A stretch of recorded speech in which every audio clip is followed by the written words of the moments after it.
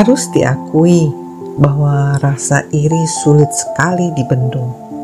Ketika melihat orang lain berbahagia, beruntung, atau memperoleh sesuatu yang lebih, tanpa sadar bisa terbesit begitu saja perasaan iri hati. Hanya sedikit orang yang memiliki kekuatan untuk menghormati kesuksesan seseorang tanpa rasa iri.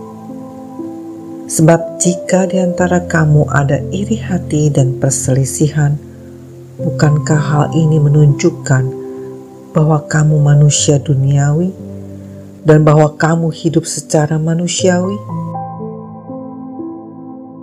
Iri hati adalah sebuah kata yang sering kali kita dengar dalam kehidupan sehari-hari, baik itu dalam lingkungan keluarga, tempat tinggal, sekolah, kantor, bahkan juga di gereja.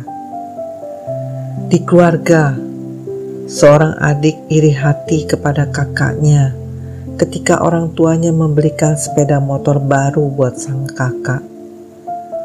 Seorang teman iri hati ketika melihat rekan sebangkunya memperoleh nilai tertinggi dalam ujian matematika di kelas. Di kantor, si A iri hati kepada si B karena si B mendapatkan promosi jabatan. Di gereja, rasa iri hati juga melanda orang-orang yang bekerja di ladang Tuhan.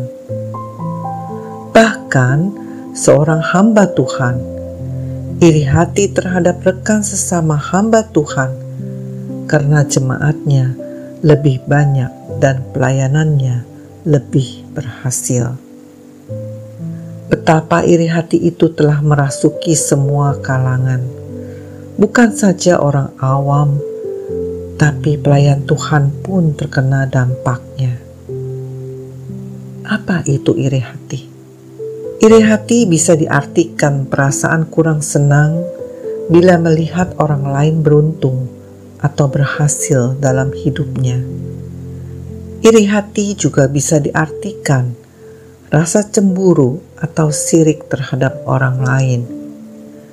Yang jelas, orang yang iri hati adalah orang yang selalu tidak bisa menerima kenyataan keberhasilan orang lain. Dalam Yakobus 3 ayat 16 dikatakan, sebab di mana ada iri hati dan mementingkan diri sendiri, di situ ada kekacauan dan segala macam perbuatan jahat.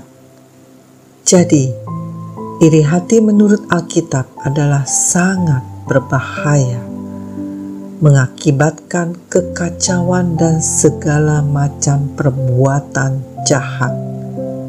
Seseorang yang hatinya dipenuhi iri hati dipastikan jarang sekali atau bahkan tidak pernah bisa mengucap syukur kepada Tuhan. Ia selalu membanding-bandingkan dirinya dengan orang lain. Dia diberkati, mengapa aku tidak? Tuhan kok tidak adil ya? Akibatnya, ia pun kehilangan damai sejahtera di hati.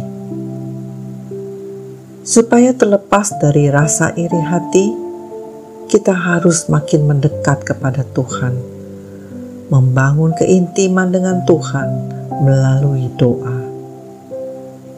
Jangan sedikit pun memberi celah kepada iblis. Iri hati adalah senjata iblis untuk menghancurkan orang percaya.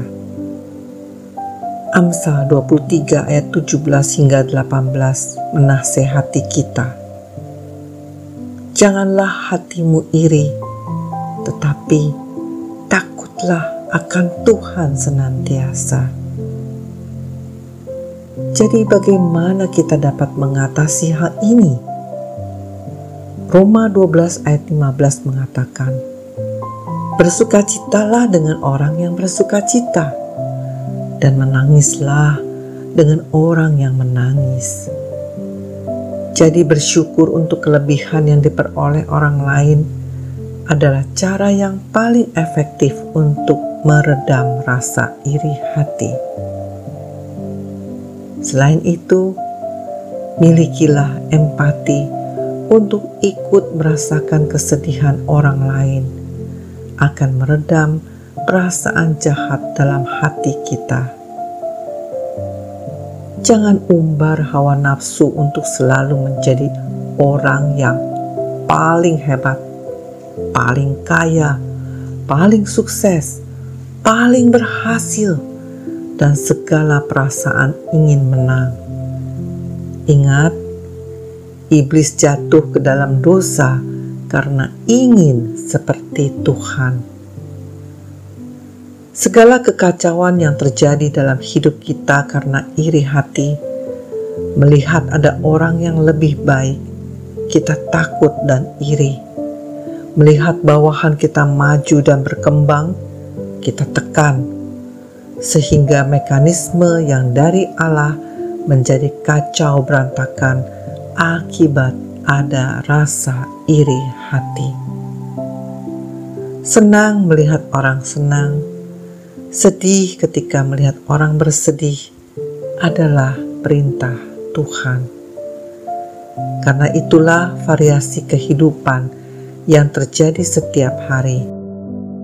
Jika kita memiliki hati yang demikian, damailah jiwa kita dan tentramlah hidup kita selamanya.